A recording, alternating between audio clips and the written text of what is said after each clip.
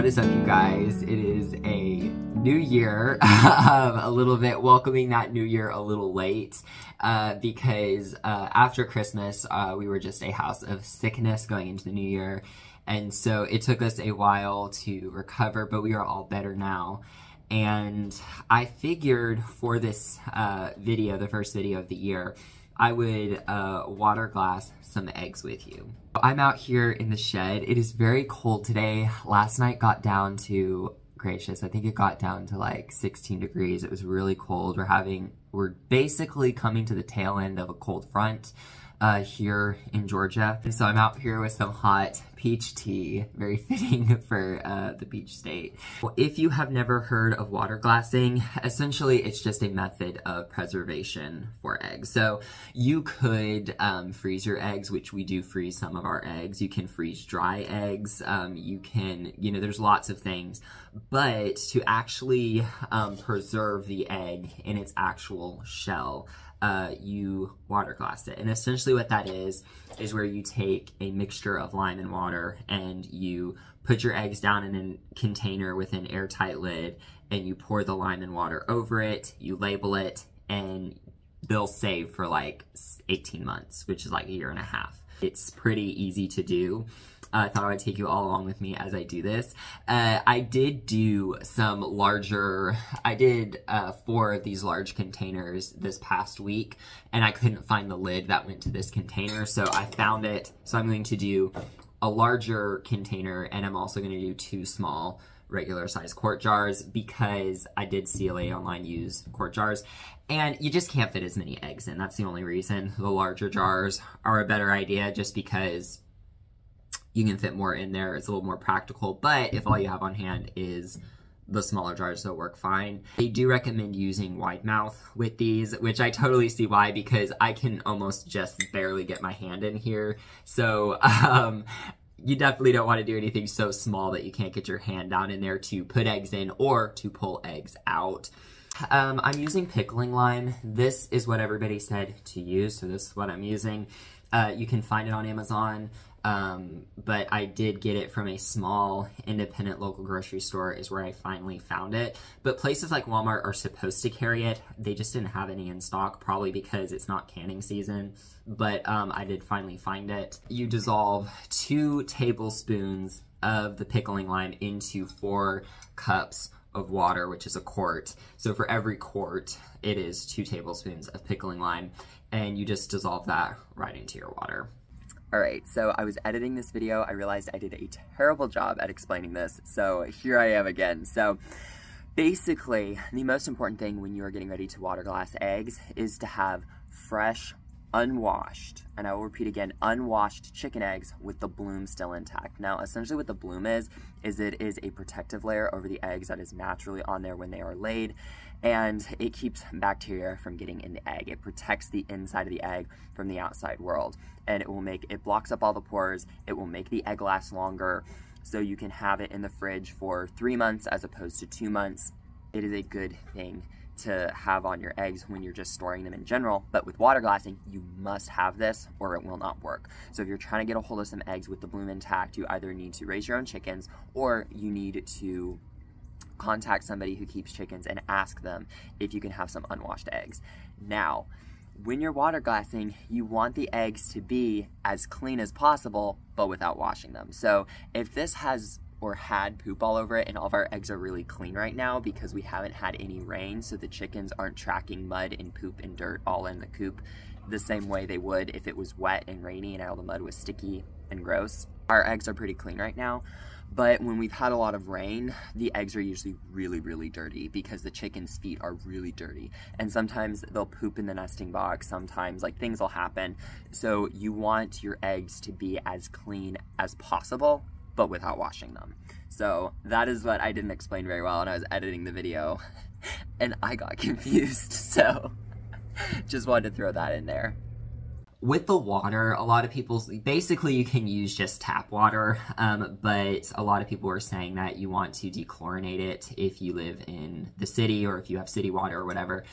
And basically you just like boil your water on the stovetop and help evaporate those gases to try and get rid of it. I've also heard people say that you just set your water out and allow it to naturally, like just pour it out and let it sit for 2 hours. I've heard a lot of different things, so you might want to double check that. But I'm pretty sure like the safe, like standard, like dechlorinate your water is you boil it. We don't have to worry about that, thankfully. We are on well water, so we can just use it directly out of the tap. I don't know with the whole with the chlorinated water, you could tell me if you know, but I don't know if that affects it or not. I genuinely am not sure if that has hindered anybody or what have you. So I like these little labels. They're really nice size just to write the date of when I do this, because if you don't write the date on it, you're gonna really wish you did, because I may do I may do several dozen now. I may do like 5 or 6 dozen now. And then maybe in a couple months, I may get some bigger jars and I may do another several dozen. And so I'm obviously going to want to use the older eggs first, because they have a shorter lifespan on them. They've been in the jars a couple of months. So make sure you label them so you can tell, or color coordinate, or something. Do something so you can tell the difference between when the eggs were done. Okay, there we go. That's enough. It's enough slices! And then I'm just gonna put 2 tablespoons. I'm gonna need another tablespoon. It's 2 tablespoons for a quart of water. And then just kind of mix that around in here. I'm really excited because I think next week it's supposed to jump into the 70s. So I think it got down to 16 degrees last night, maybe a little higher than that, but it was really cold. I am starting with the older eggs, just these these are pretty fresh. These have been laid. These are probably a week's worth of eggs that I'm doing. This jar is gonna be very pastel. These look like Buff Orpington eggs, and some of the Starlight Green Eggers. They just have like a very pretty look to them. Anything that has poop on it, I'm just going around. Like if it looks dirty, or, I'm just going around it. But if it looks just fine as ever, I'll use it. The first time we had fresh eggs, genuinely fresh eggs, was our neighbor's niece raised chickens. And she has, last we talked to her, she had 200 chickens. No joke, she had 200 chickens. Like, we witnessed it, we saw it, we returned egg cartons. She had 200 chickens. And it was amazing. And she gave us some eggs. And they were so good. I mean, that was the first time we had ever had fresh eggs. And after that, we started, when we went to the store and stuff, we would start picking up we'd start picking up some brown eggs, some free-range eggs. That's really when we started, and that was probably 2 years ago.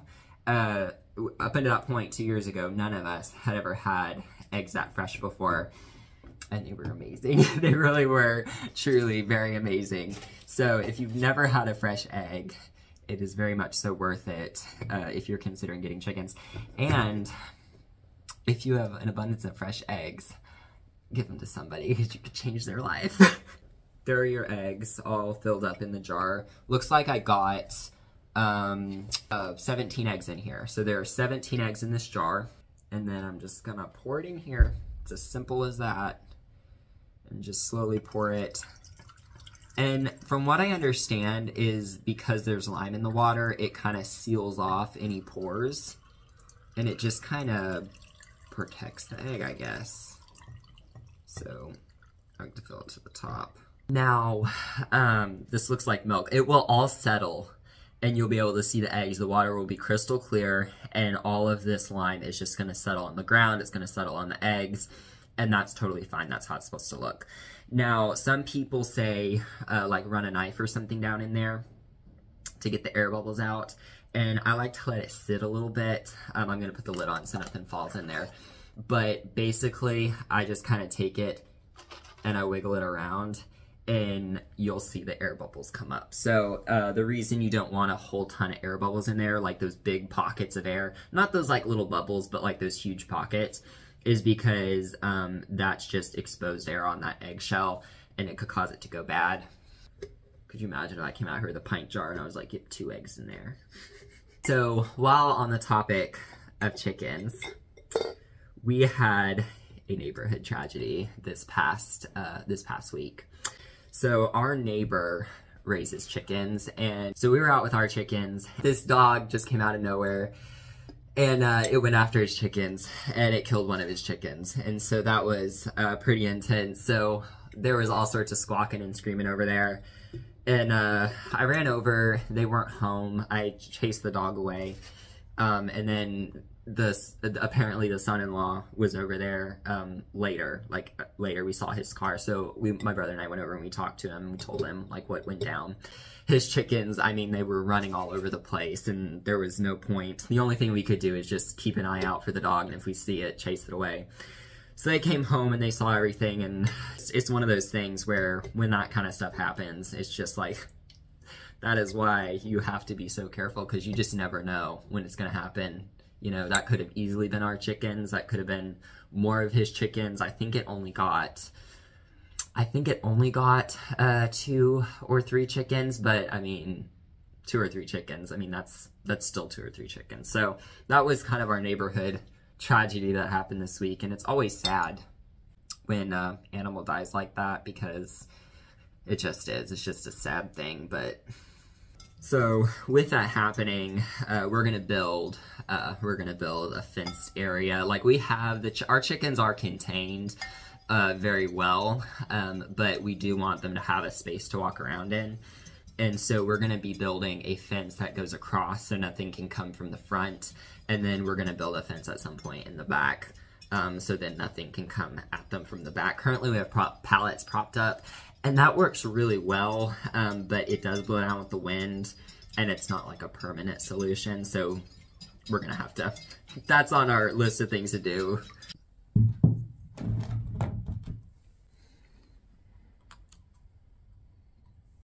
So that is the water glass eggs all done, and those should last us till next summer. That is the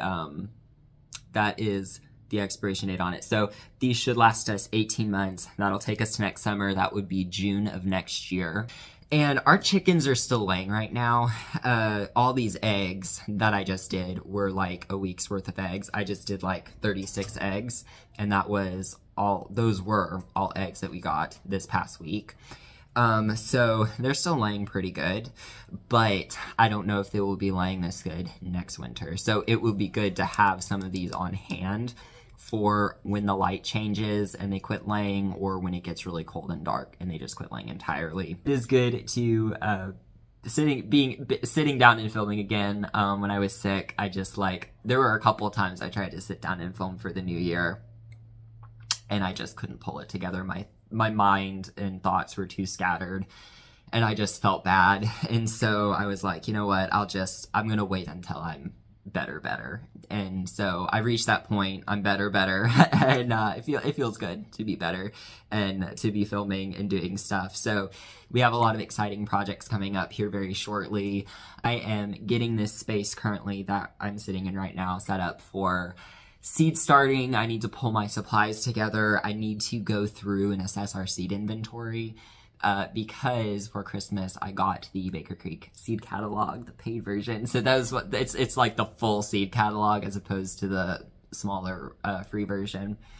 And I've been having a lot of fun going through that. So I'm currently in the tomato chapter, just going over again and again all the varieties and trying to decide, like, you know, but I can't make any decisions until I go through inventory and see what we have. So either way, thank you so much for hanging out with me today and tuning in with me. I really do appreciate each and every single one of you, whether you are new or old to this channel. Hope you all have a wonderful, wonderful rest of your day, and I will see you all later. Bye-bye.